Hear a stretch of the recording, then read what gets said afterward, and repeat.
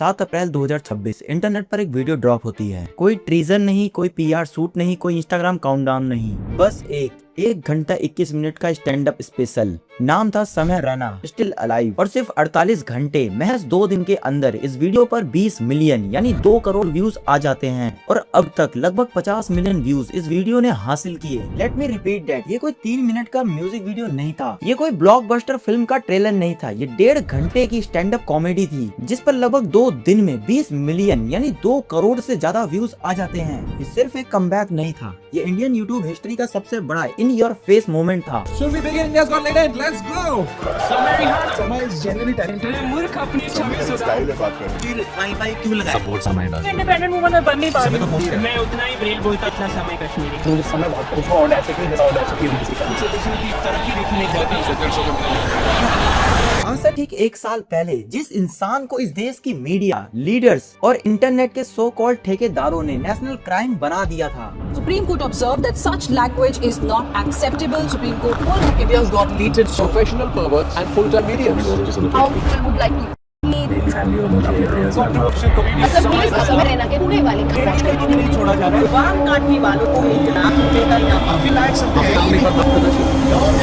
आज उसी इंसान ने बिना कोई माफी मांगे, बिना रोते हुए अपॉलॉजी वीडियो डाले, सिर्फ अपने आर्ट, अपनी कॉमेडी के दम पर एक ऐसी वापसी की जो हिस्ट्री बन गई। लेकिन इस कमबैक के पीछे की असली कहानी क्या थी? जब पूरा देश आपको गाली दे रहा हो, जब कई स्टेट्स के चीफ मिनिस्टर्स आपके खिलाफ एफआईआर कर रहे हो, तो एक क्रिएटर के दिमाग में क्या चल रहा होता है? आज की इस वीडियो में हम बात करेंगे इस पूरी कंट्रोवर्सी की, लेकिन बाहर से नहीं, हम इसे डिकोड करेंगे एक डीप साइकोलॉजिकल रिसर्च और पर्सपेक्टिव से। जानेंगे कि उस 1 साल में समय ने क्या क्या झेला, हमारा इंडियन माइंडसेट कैसे काम करता है और कैसे उसने अपने ट्रॉमा को अपना सबसे बड़ा वेपन बना लिया। ये भी जानेंगे कि लेटेंट का सीजन 2 कब आएगा, क्योंकि ये सिर्फ एक कॉमेडियन की स्टोरी नहीं, हमारे सोसाइटी, मीडिया और खोखले समाज की स्टोरी है। कुछ भी नहीं बोला था वो एपिसोड में, चुपचाप कोने में बैठा हुआ था। हम कश्मीरी क्रॉस फायर में ही मरते हैं। बीप रहा कहाँ गया बीच में? I was shocked, man. I love that guy's music, यार। 2 मिनट में हमारी गान लग के बीप रहा कहाँ गया? ये क्या बातें हुई हैं इस शो में? मैं अब कभी नहीं आऊंगा पॉडकास्ट पे। कौन बुलाया तेरे को भाई? शक्तिमान आ गया था यार। शक्तिमान, रियली? शक्तिमान से कैसे लड़ेंगे यार? सॉरी शक्तिमान, कोई फ्यूचर बचा नहीं है यार फॉर्म का। माँ चौथी बियर बाइसेप्स है। कहानी को समझने के लिए हमें थोड़ा सा पीछे जाना पड़ेगा। समय रैना हमेशा से ही अनफिल्टर्ड रहा है। लॉकडाउन में जब उन्होंने चेस स्ट्रीम शुरू की तो उन्होंने चेस जैसे बोरिंग माने जाने वाले गेम को डार्क हॉरर से जोड़कर इंडिया में चेस रेवोल्यूशन ला दिया। फिर धीरे धीरे उन्होंने स्टैंड अप शो स्टार्ट किए, लेकिन उनका असली मास्टर स्ट्रोक था इंडिया गॉट लेटेंट।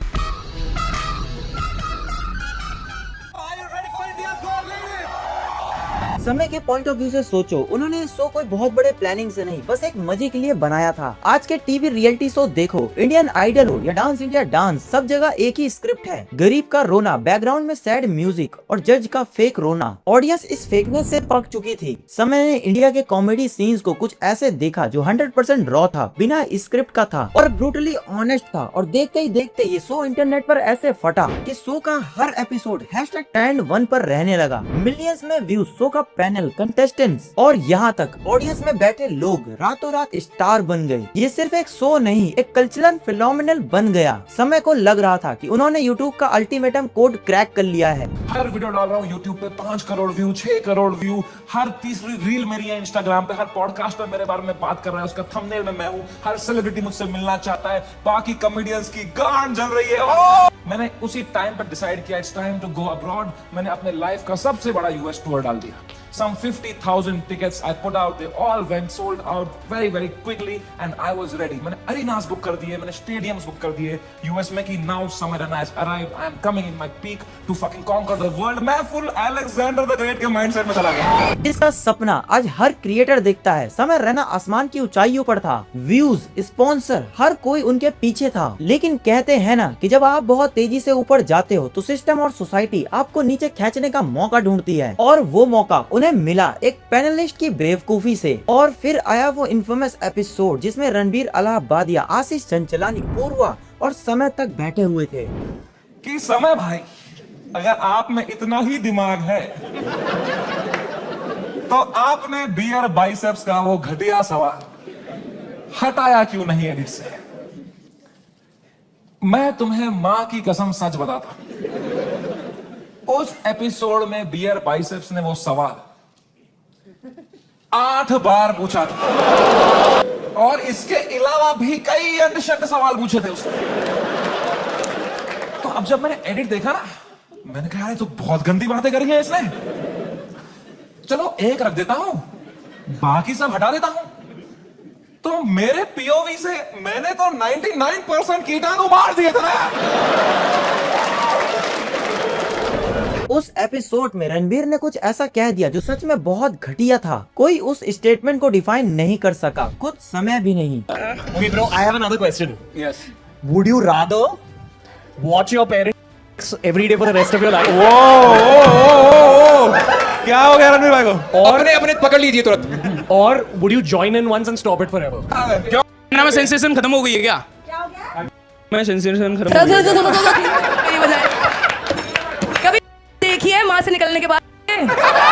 लेकिन इसके बाद जो हुआ उसे कैंसल कल्चर की मॉब लिंचिंग कहते हैं। समय रैना अपने यूएस टूर पर थे, एक ऐसे टूर पर जिसमें उन्होंने अपनी सारी इनकम लगा दी। एक सुबह समय उठते हैं, देखते हैं कि इंटरनेट पर आग लगी हुई है। पहले उन्हें लगा कि ये सिर्फ एक नॉर्मल हेट है जो अक्सर डार्क कॉमेडी में मिलती है, लेकिन कुछ ही घंटों में ये एक साइकोलॉजिकल वॉरफेयर बन गया। समय के पॉइंट ऑफ व्यू से इमेजिन करो, उसे एंजाइटी अटैक आ रहे थे, उसे ऐसा फील हो रहा था कि उसे अभी हार्ट अटैक आ जाएगा। उसकी फैमिली की फोटो इंटरनेट पर वायरल कर दी गई, उसे देखते ही जान से मारने के थ्रेट्स मिलने लगे।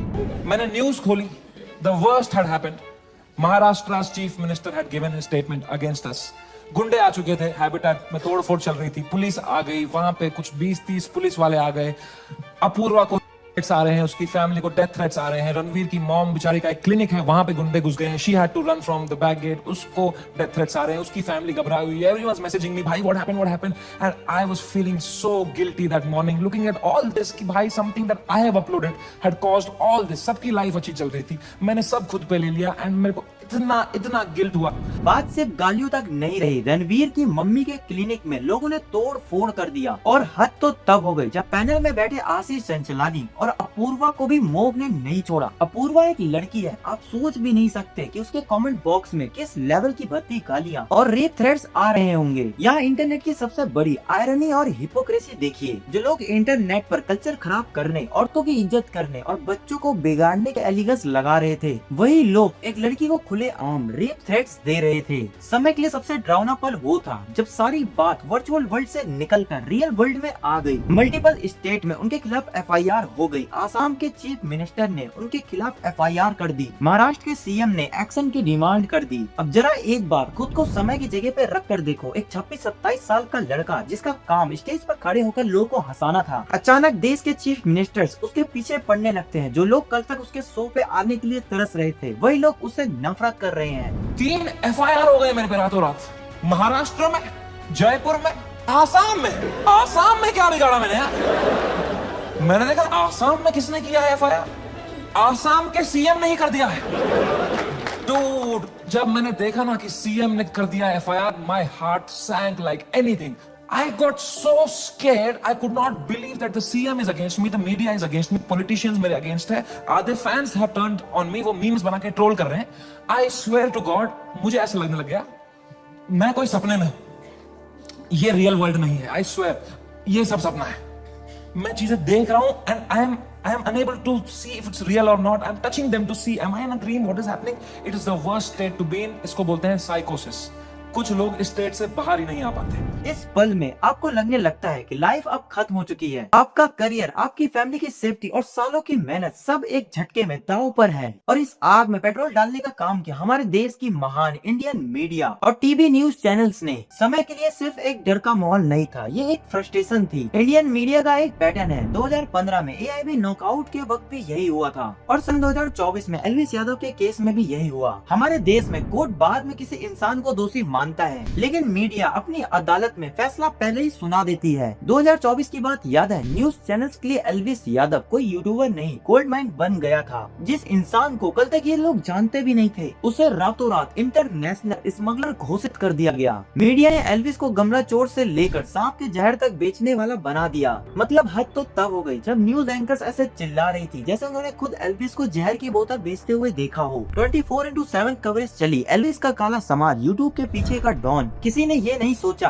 कि जिस बंदे पर एलिगेंस लगे उसकी भी कोई फैमिली है, उसकी भी कोई सोशल स्टैंडिंग है। पुलिस में अरेस्ट होते ही हेडलाइंस ऐसे आई जैसे वो देश का सबसे बड़ा क्रिमिनल हो। टीआरपी के चक्कर में फैक्ट्स को कचरे के डब्बे में डाल दिया गया। लेकिन असली मास्टरमाइंड खेल यहाँ से शुरू होता है। जांच पूरी हुई, कोर्ट ने उन्हें बाइज्जत बरी किया। तब क्या हुआ? सन्नाटा। जब चैनल्स ने उसे विलन बनाने में अपनी पूरी ताकत झोंक दी थी, उसमें से किसी भी एक चैनल ने एक छोटा सा माफी का ट्वीट तक नहीं किया। एल्विस को बदनामी प्राइम टाइम पे मिली, पर जब सच सामने आया तो उन्हें न्यूज चैनल के टिकर्स पे भी जगह नहीं मिली। ये सिर्फ एल्विस की बात नहीं है, ये पूरे सिस्टम की बात है। मीडिया को सच से बिल्कुल मतलब नहीं है, उन्हें सिर्फ एंटरटेनमेंट से मतलब है, जो किसी की जिंदगी बर्बाद करने से मिलती है। खैर, आते हैं अपने वापस उसी पॉइंट पर। यही समय के साथ चल रहा था। नेशनल न्यूज चैनल्स और प्राइम टाइम डिबेट चल रही थी। मीडिया वाले समय के घर के बाहर कैमरा लेकर बैठे थे। उनकी इंस्टाग्राम स्टोरी ट्रैक की जा रही थी। वो चेस खेल रहा है या पोकर, एक एक बात को गौर किया जा रहा था। अब जरा डीप रिसर्च और रियलिटी चेक लेते हैं। एनसीआरबी के ऑफिशियल डाटा के हिसाब से इंडिया में रोज 90 से ज्यादा रेप केस रजिस्टर होते हैं। हर दिन 80 से ज्यादा मर्डर होते हैं। 200 से 300 से ज्यादा किडनैपिंग होती है। रोड एक्सीडेंट में लगभग 500 लोग रोज जान गंवाते हैं। क्या इन रियल इशू पर मीडिया ने 4-4 घंटे प्राइम टाइम डिबेट की? क्या गवर्नमेंट और मिनिस्टर से तीखे सवाल पूछे गए? नहीं, क्योंकि मीडिया को पता है इन इश्यूज से टीआरपी नहीं मिलती है। उनके लिए उस वक्त इस देश का सबसे बड़ा टेररिस्ट एक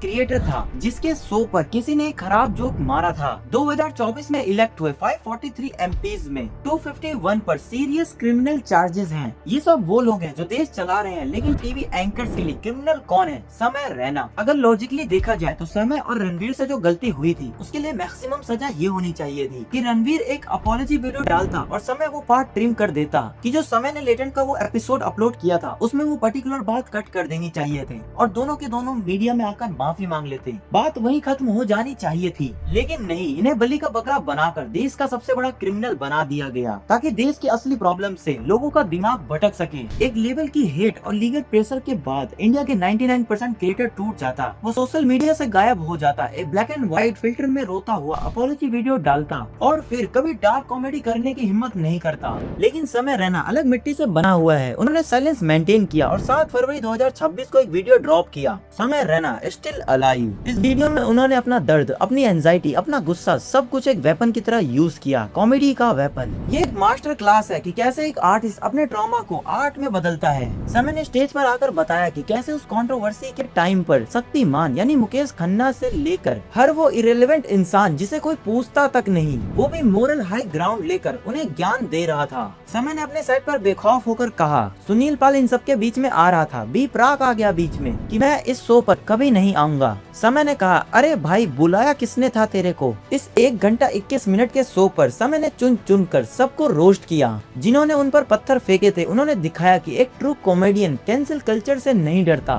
सब आ गए थे खाने हमको, पॉलिटिशियंस, सेलिब्रिटीज, सुनील पाल कह रहा था इनको बोलो कपिल शर्मा से सीखे, कपिल शर्मा से सीखे। कपिल शर्मा खुद अगले एपिसोड में आ रहे थे। कपिल शर्मा खुद मैसेज कर रहे थे मुझे, love your show, big fan of the show, what a timing you have. ये सुनील पाल बीच में आ रहा था, क्या चल रहा था यार? All the irrelevant people trying to get some limelight by kicking the fucking dead at that time, man. B Praak आ गया बीच में। I was shocked, man. I love that guy's music, यार। 2 मिनट में हमारी गांड लग के बी प्राक आ गया। ये क्या बातें हुई हैं इस शो में? मैं अब कभी नहीं आऊंगा पॉडकास्ट पे। कौन बुलाया तेरे को भाई?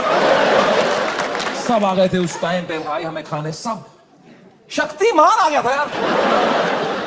शक्तिमान, रियली? शक्तिमान से कैसे लड़ेंगे यार? सॉरी शक्तिमान। शक्तिमान कह रहा था क्या असर पड़ेगा इनके कंटेंट का बच्चों पे? बच्चों का क्या होगा ये कंटेंट देख के? आई डोंट नो तुम में से कितने लोग शक्तिमान एरा में टीवी देखते थे। हर अगले महीने न्यूज आती थी कोई बच्चा शक्तिमान देख के बिल्डिंग से कूद गया। तूने बच्चे मारे हैं भाई फक फक फक करके। तू क्या क्या मॉरल हाई ग्राउंड लेके बैठा है शक्तिमान? क्या भाई उस टाइम पे सब आ गए थे यार, fucking everybody for what? For a fucking joke? ये वीडियो सिर्फ एक स्टैंड अप नहीं थी, ये एक स्टेटमेंट थी। तुम मुझे डरा सकते हो, तुम मेरे खिलाफ FIR कर सकते हो, लेकिन तुम मेरे आर्ट और मेरी आवाज को नहीं बदल सकते। और फिर आया वो मोमेंट जिसने पूरी इंटरनेट को हिला दिया। लगभग 1 घंटा 18 मिनट के मास पर समय ने वो बात कही जिसका लोगों को बेसब्री से इंतजार था। लोगों को ऐसा लगा था कि शायद इंडिया गोट लेटेंट का चैप्टर हमेशा के लिए क्लोज हो चुका है, लेकिन समय ने माइक पकड़ा और बोला, मुझे लगता है इससे हाई पॉइंट पर शो एंड नहीं हो सकता। लेट मी रिफ्रेश दैट, इससे हाई पॉइंट पर मेरे शो का सीजन 1 एंड नहीं हो सकता था। शो तो मैं लाऊंगा भाई, और सिर्फ लाऊंगा नहीं, उसे डिक्लेयर किया कि शो का अगला सीजन और भी वाइड और भी अनफिल्टर्ड रहेगा, जहां फोन्स बिल्कुल भी अलाउड नहीं होंगे। I don't think इससे हाई पॉइंट पे मेरा शो एंड हो सकता था भाई।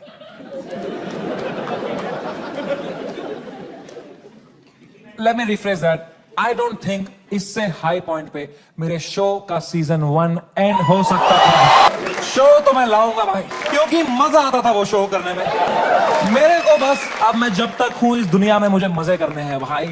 मैं चाहता हूं मैं एकदम वाइल्ड शो करूं, इंटरनेट पे देखें अब क्या एकदम कट कुट के सॉफ्टी वर्जन डालेंगे।